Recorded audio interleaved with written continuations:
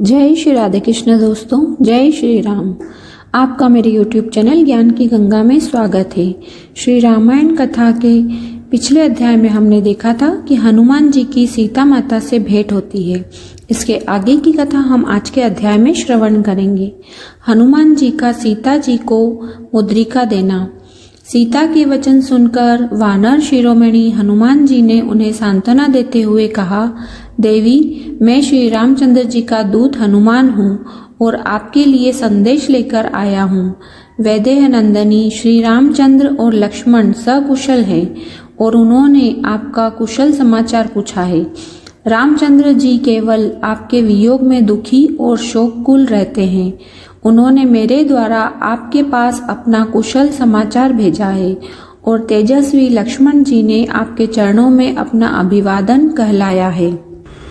पुरुष श्री राम और लक्ष्मण का समाचार सुनकर देवी सीता के संपूर्ण अंगों में हर्ष जनित रोमांच हो आया और उनका मुरझाया हुआ हृदय कमल खिल उठा।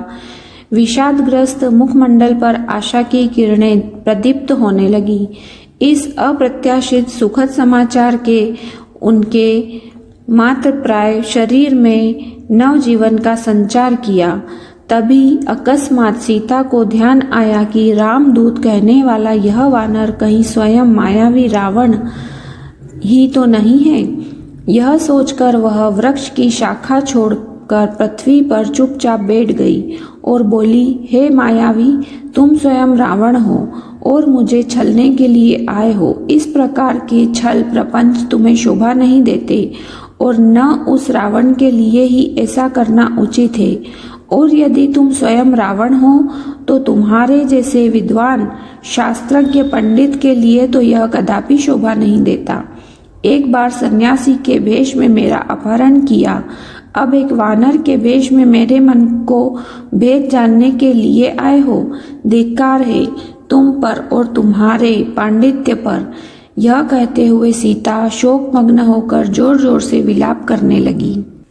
सीता को अपने ऊपर संदेह करते देख हनुमान को बहुत दुख हुआ। वे बोले, देवी, आपको भ्रम हुआ है। मैं रावण या उसका गुप्तचर नहीं हूँ।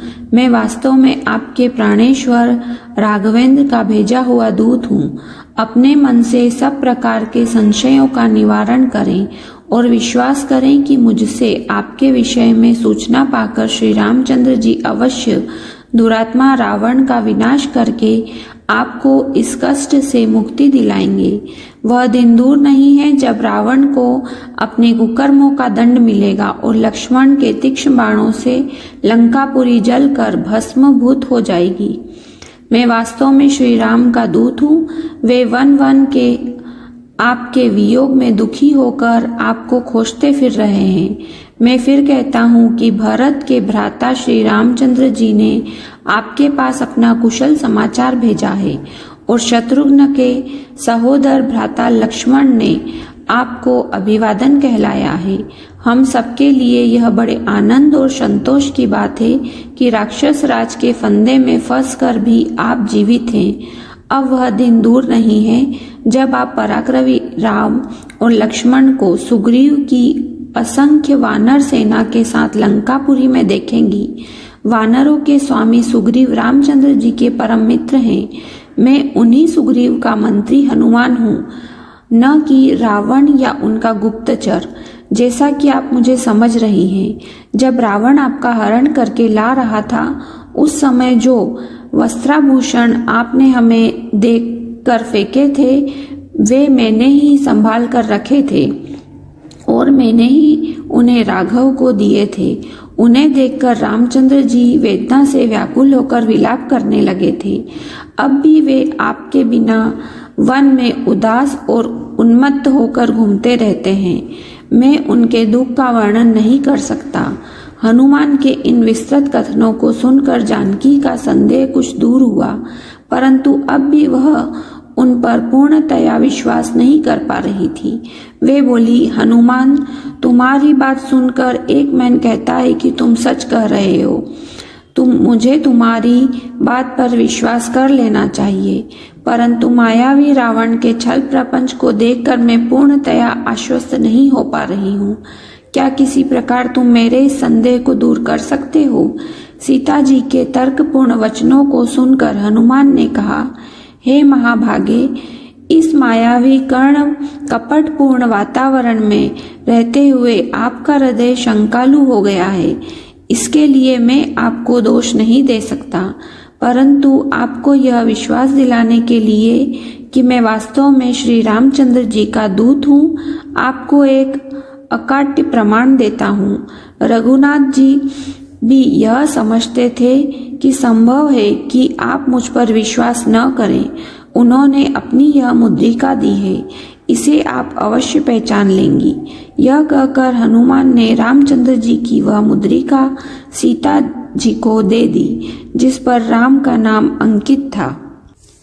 पति के हाथ को सुशोभित करने वाली उस मुद्रिका को लेकर सीता जी उसे ध्यानपूर्वक देखने लगी। उसे देखकर जानकी जी को इतनी प्रसन्नता हुई मानो स्वयं उनके पतिदेव ही उन्हें मिल गए हो। उनका लाल सफेद और विशाल नेत्रों से युक्त मनोहर मुख हर्ष से खिल उठा, मानो चंद्रमा राहु के ग्रहण से मुक्त हो गया है। पूर्ण रूप से संतुष्ट होकर वे हनुमान के साहसपूर्ण कार्य की सराहना करती हुई बोली, हे वानर श्रेष्ठ, तुम वास्तव में अत्यंत चतुर, साहसी और पराक्रमी हो। जो कार्य सहस्त्रों मेधावी व्यक्ति मिलकर नहीं कर सकते, उसे तुमने अकेले कर दिखाया। तुमने दोनों रघुवंशी भ्राताओं का सकुशल समाचार सुनाकर मुझे मृत प्राय को जीवन प्रदान किया है। हे पवनसुत, मैं समझती हूँ कि अभी मेरे दुखों का अंत होने में समय लगेगा, अन्यथा ऐसा क्या कारण है कि विश्व विजय का सामर्थ्य रखने वाले वे दोनों भ्राता अभी तक रावण को मारने में सफल नहीं हुए? कहीं ऐसा तो नहीं कि दूर रहने के कारण राघवेंद्र का मेरे प्रति प्रेम कम हो गया हो? अच्छा यह बताओ, क्या कभी अयोध्या से तीनों माताओं और मेरे दोनों देवरों का सकुशल समाचार उन्हें प्राप्त होता है? क्या तेजस्वी भरत रावण का नाश करके मुझे छुड़ाने के लिए अयोध्या से सेना भेजेंगे? क्या मैं कभी अपनी आंखों से दुरात्मा रावण को राघव के बाणों से मरता देख सकूंगी? हे वीर, अयोध्या से वन के लिए चलते समय रामचंद्र जी के मुख पर जो अटल आत्मविश्वास तथा धैर्य था, क्या अब भी वह वैसा ही है? सीता के इन प्रश्नों को सुनकर हनुमान बोले, हे देवी, जब रघुनाथ जी को आपकी दशा की सूचना मुझसे प्राप्त होगी, तब वे बिना समय नष्ट किए वानरों और रिक्षों की विशाल सेना को लेकर लंकापति रावण पर आक्रमण करके उसकी इस स्वर्णपुरी को धूल में मिला देंगे और आपको इस बंधन से मुक्त कराकर ले जाएंगे। आर्य, आजकल वे आपके ध्यान में इतने निमग्न रहते हैं कि उन्हें अपने तन बदन की भी सुधि नहीं रहती, खाना पीना तक भूल जाते हैं। उनके मुख से दिन रात हाय सीता शब्द ही सुनाई देता है। आपके वियोग में वे रात को भी नहीं सो पाते। यदि कभी नींद आ भी जाए तो हाय सीते कहकर नींद में चौंक पड़ते हैं और इधर उधर आपकी खोज करने लगते हैं। उनकी यह दशा हम लोगों से देखी नहीं जाती। हम उन्हें धैर्य बंधाने का प्रयास करते हैं, किंतु हमें सफलता नहीं मिलती। उनकी पीड़ा बढ़ती ही जाती है। अपने प्राणनाथ की दशा का यह करुण वर्णन सुनकर जानकी के नेत्रों से अविरल अश्रुधारा बह चली। वे बोली, हनुमान, तुमने जो यह कहा है कि वे मेरे अतिरिक्त किसी अन्य का ध्यान नहीं करते, इससे तो मेरी स्त्री हृदय को अपार शांति प्राप्त हुई है, किंतु मेरे वियोग में तुमने उनकी जिस करुण दशा का चित्रण किया है, वह मुझे विष मिश्रित अमृत के समान लगा है और उससे मेरे हृदय को प्राणांत तक पीड़ा पहुंची है। वानर शिरोमणि, देव के विधान को रोकना प्राणियों के बस की बात नहीं है। यह सब विधाता का विधान है, जिसने हम दोनों को एक दूसरे से विरह के में तड़पने के लिए छोड़ दिया है।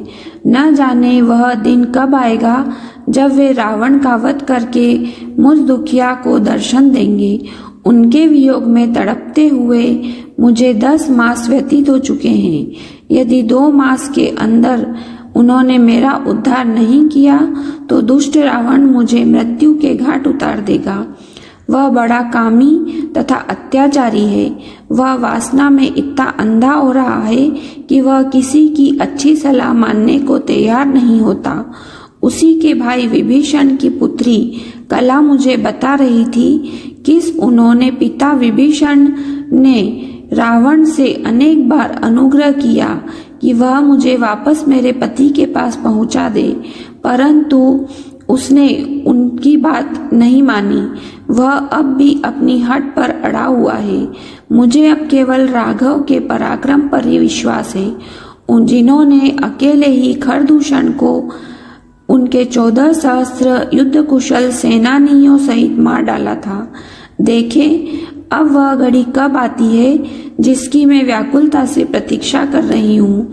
यह कहते हुए सीता अपने नेत्रों से आंसू बहाने लगी। सीता को विलाप युक्त वचन को सुनकर हनुमान ने उन्हें धैर्य बंधाते हुए कहा, देवी आप दुखी न होए। मैं आपको विश्वास दिलाता हूँ कि मेरे पहुँचते ही प्रभु वानर सेना सहित लंका पर आक्रमण करके दुष्ट रावण का वध कर आपको मुक्त करा देंगे। मुझे तो यह लंकापति कोई असाधारण बलवान दिखाई नहीं देता। यदि आप आज्ञा दें तो मैं अभी इस समय आपको अपनी पीठ पर बिठाकर लंका के परकोटे को फांद कर विशाल सागर को लांघता हुआ श्री रामचंद्र जी के पास पहुंचा दूं। मैं चाहूं तो इस संपूर्ण लंकापुरी को रावण तथा राक्षसों सहित उठाकर राघव के चरणों में ले जाकर पटक दूं। इनमें से किसी भी राक्षस में इतना सामर्थ्य नहीं है कि वह मेरे मार्ग में बाधा बनकर खड़ा हो सके। जय श्री राम। आज का अध्याय यहीं समाप्त होता है। इसके आगे की कथा हम अगले अध्याय में श्रवण करेंगे। उम्मीद है दोस्तों आपको मेरी ये वीडियो पसंद आई होगी। अगर आपको मेरी ये वीडियो पसंद आई है तो वीडियो को लाइक अवश्य करें और ज़्यादा से ज़्यादा शेयर करें और कमेंट बॉक्स में जय श्री राम लिखना बिल्कुल ना भूलें। और अगर आप इस चैनल पर नए हैं तो चैनल को सब्सक्राइब कर लें और बेल आइकन दबा लें, जिससे आपको हमारी आगे आने वाली सभी नोटिफिकेशन मिलती रहेगी। जय